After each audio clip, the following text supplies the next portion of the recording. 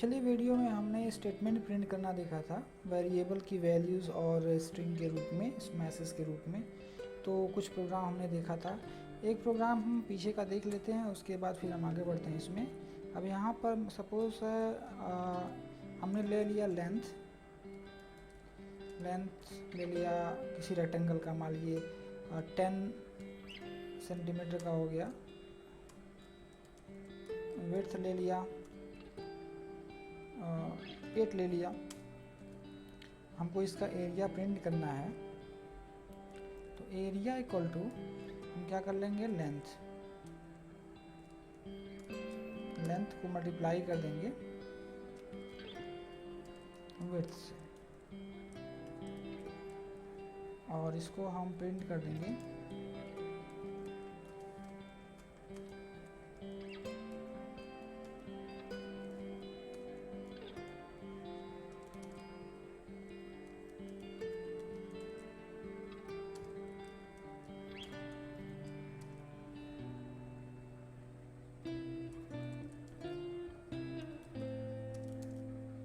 whose length is comma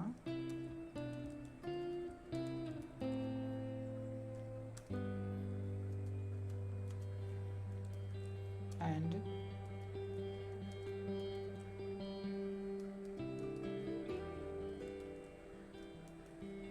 width is comma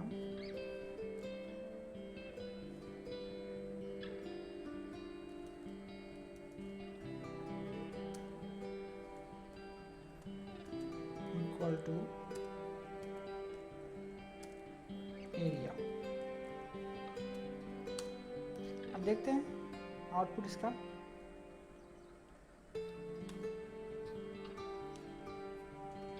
error आ रहा है।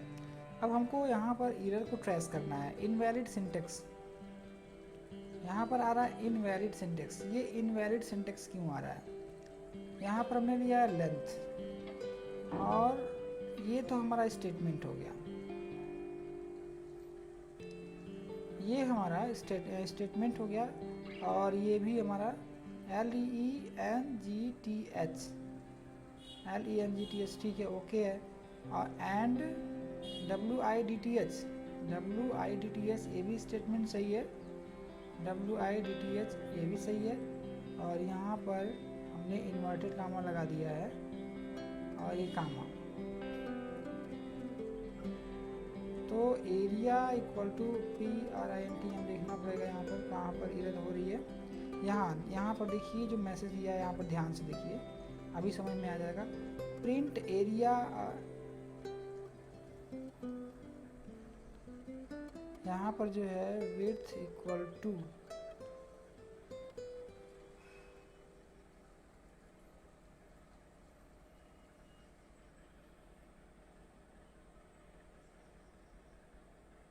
यहाँ पर हमने कामा नहीं लगाया है, यहाँ पर कामा लगाना पड़ेगा, क्योंकि ये हम वैल्यू प्रिंट कर रहे हैं। यहाँ से वैल्यू हम यहाँ से प्रिंट कर रहे हैं। तो जब हमारा वेरिएबल यहाँ पे ख़त्म होगा तो हमें इसे जो है कामा से सेपरेट करना पड़ेगा। फिर ये स्टेटमेंट हो गया, यानी मैसेज हो गया, फिर हम यहाँ पर कामा लगाएंगे, फिर वैल्यू प्रिंट करेंगे। तो वही बात यहाँ पर, जैसे देखिए यहाँ पर करेक्ट लिखा हुआ है, यहाँ पर कामा लगा हुआ है दोनों साइड वैल्यू के। जब भी स्टेटमेंट यानी मैसेज ख़त्म होगा, इन्वर्टेड कामा क्लोज होगा, तो वहाँ पे आपको लगाना है कामा। वैल्यू यानी वेरिएबल जहाँ ख़त्म होगा वहाँ पे भी, लास्ट में नहीं लगाना है। अब इसको रन कराते हैं। अब ये करेक्ट आ गया। तो इस तरह से आपने एरर करके यानी मिस्टेक करके आपने ये ठीक कर लिया। Area equal to rectangle, area of rectangle whose length is 10 and width is 8 equal to 80। ये आपका एरिया प्रिंट हो गया। तो इस तरह से आपने इसमें देखा, और तरह तरह के जैसे रेक्टेंगल का पेरीमीटर हो जाएगा, और principal and rate and time पर डिपेंड करके सिंपल इंटरेस्ट या कंपाउंड इंटरेस्ट आप निकाल सकते हैं।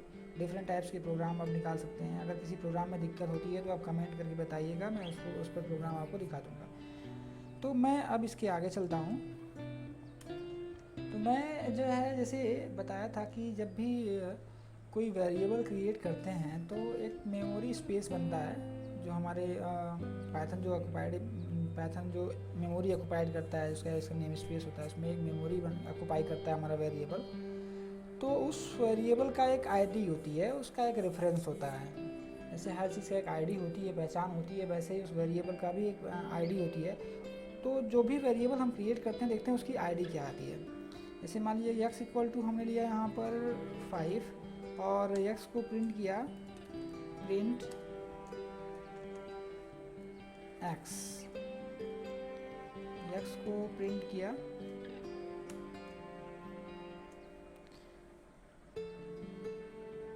अब ये जो है हमारे x की वैल्यू आ गई यहाँ पर। अब अगर जो है x की वैल्यू अब आएगी x की वैल्यू,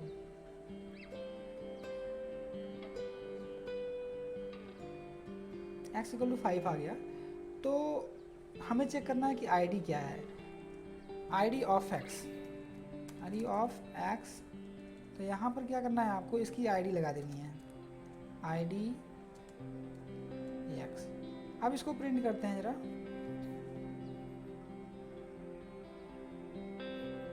आपको दिख रहा होगा आईडी ऑफ x कितना आ रही है।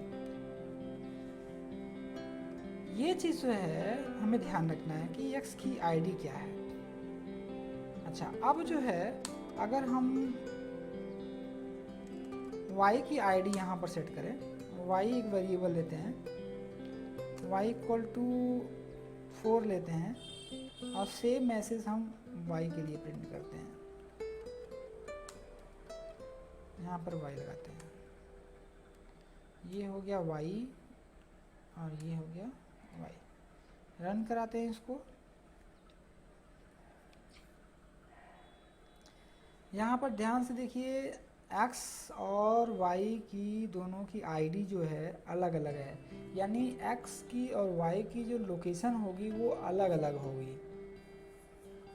लेकिन अगर जो है हम यहाँ पर y इक्वल टू x कर दें, y इक्वल टू x कर दें, तो y की आईडी क्या होगी। अब यहाँ पर y की जो वैल्यू है, थोड़ी देर के लिए हम इसको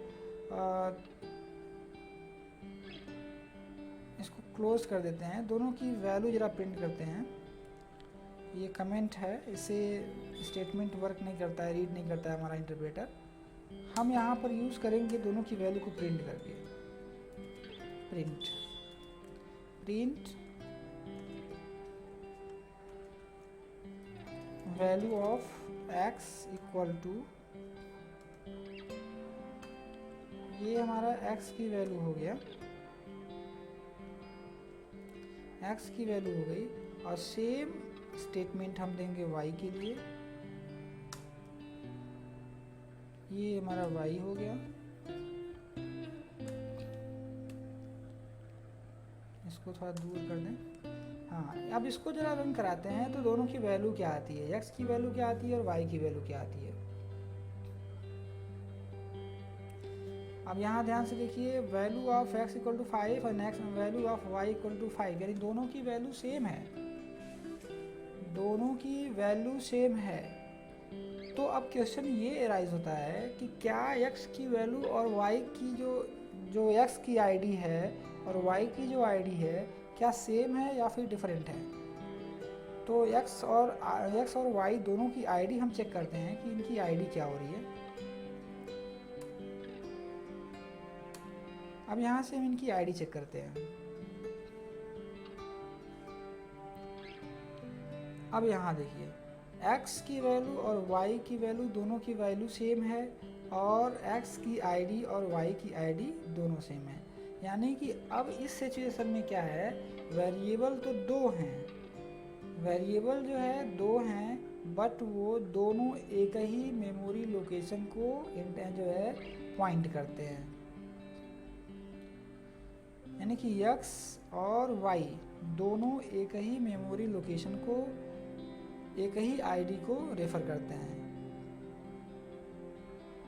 अब अगर जो है हम इसकी वैल्यू में थोड़ा चेंज ला देते हैं, एक्स की वैल्यू वहाँ पर 5 है और हम आगे यहाँ पर वैल्यू को चेंज कर देते हैं, यहाँ पर 4 चेंज कर देते हैं। एक्स में केवल हम 4 चेंज कर रहे हैं, वाई में नहीं कर रहे हैं।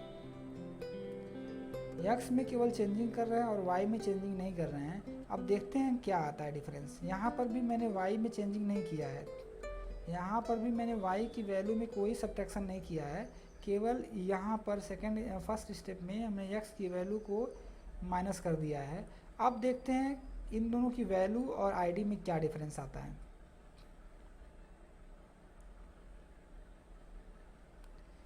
अब यहाँ देखिए x की value of x equal to आ गया कितना 1, यहाँ से 4 माइनस हो गया, तो इसलिए यहाँ पर प्रिंट कर रहा है वैल्यू ऑफ x इज़ 1। अब जो है दूसरा स्टेटमेंट पर अगर हम ध्यान देते हैं तो यहाँ पर क्या आ रहा है, यहाँ पर y की वैल्यू 5 है और 5 प्रिंट हुआ है। क्यों? क्योंकि y में यहीं पर पहले ही जो है हमारा y असाइन हो गया था 5 की वैल्यू से, पहले ही दोनों की वैल्यू जो है असाइन हो गई थी। इनकी आईडी देखिए ज़रा, इनकी आईडी दोनों की सेम है, अभी भी सेम है, अभी भी सेम है, यानी कि लोकेशन नहीं चेंज हुआ है। अलग अलग वेरिएबल में उसकी वैल्यू को सब्ट्रैक्ट करके प्रिंट किया गया है बाद में, लेकिन जो ओरिजिनल वैल्यू है x एंड y की उसमें कोई चेंज नहीं है। वो कैसे पता चलेगा? क्योंकि अगर हम दोबारा x को यहाँ पर प्रिंट करते हैं, सिंपली अगर हम x को दोबारा प्रिंट करते हैं आगे एक नीचे स्टेटमेंट ले करके, तो हम देखेंगे कि x की जो ओरिजिनल वैल्यू है वो चेंज नहीं हुई है। यहाँ पर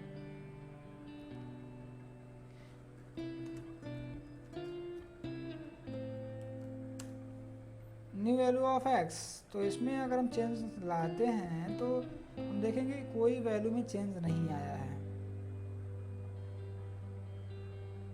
यहाँ पर देखिए न्यू वैल्यू भी 5 ही है, ओल्ड वैल्यू भी 5 ही है, बट यहाँ पर जो है सब्ट्रैक्टेड वैल्यू है 4 माइनस हो गया है। आईडी में कोई चेंज नहीं है, यानी दोनों का लोकेशन अभी भी सेम है। दोनों वैल्यू और वेरिएबल एक ही लोकेशन को पॉइंट कर रहे हैं यहाँ पर। तो ये आईडी हो गई यहाँ पर। आई होप ये चीज़ समझ में आ गया होगा। अब हम जरा चेक करते हैं कि किसी वेरिएबल की वैल्यू जब हम किसी वेरिएबल में जब वैल्यू इनपुट करते हैं तो उसका डेटा टाइप कैसे चेक करेंगे कि उसका डेटा टाइप क्या है। अब यहाँ पर x इक्वल टू 5 है और हम यहाँ पर y इक्वल टू 2.4 लेते हैं। अब दोनों को प्रिंट करते हैं ज़रा, प्रिंट वैल्यू ऑफ x, तो वैल्यू ऑफ x और value of y, value of y,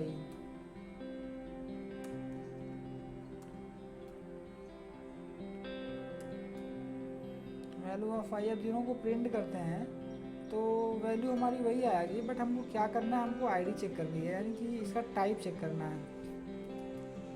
TYPE और इसको ब्रैकेट में क्लोज कर देना है।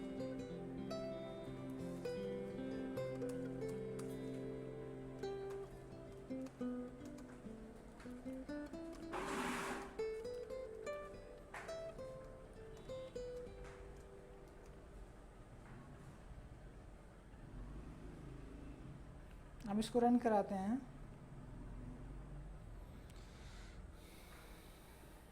अब यहाँ देखिए वैल्यू मैसेज में मिस्टेक हो गया। यहाँ पर हमें यहाँ पर टाइप ऑफ एक्स लिखना चाहिए था, data type,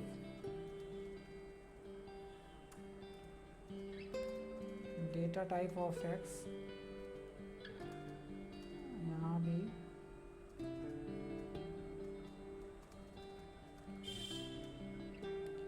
data type of Y, इसको प्रिंट करते हैं तो यहाँ पर क्या आ गया, data type of X and Y. तो चूँकि ये हमारा एक्स की जो वैल्यू है वो इंटीजर है और जो वाई की वैल्यू है वो फ्लोट है, यानी कि डेसिमल में है, इसलिए उसकी वैल्यू क्या आ गई, यहाँ पर फ्लोट आ गई।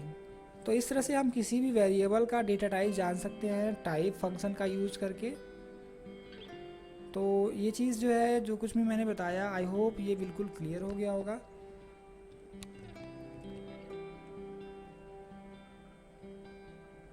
तो फिर जो है यहाँ पर आप लोग कुछ और प्रोग्राम करके खुद से इस पर प्रैक्टिस कर लेंगे। कहीं पर दिक्कत आती है तो जो है कमेंट बॉक्स में हमको ज़रूर बताइएगा, मैं उस पर प्रोग्राम आपको बता दूंगा, आपकी प्रॉब्लम को सॉल्व कर दूंगा।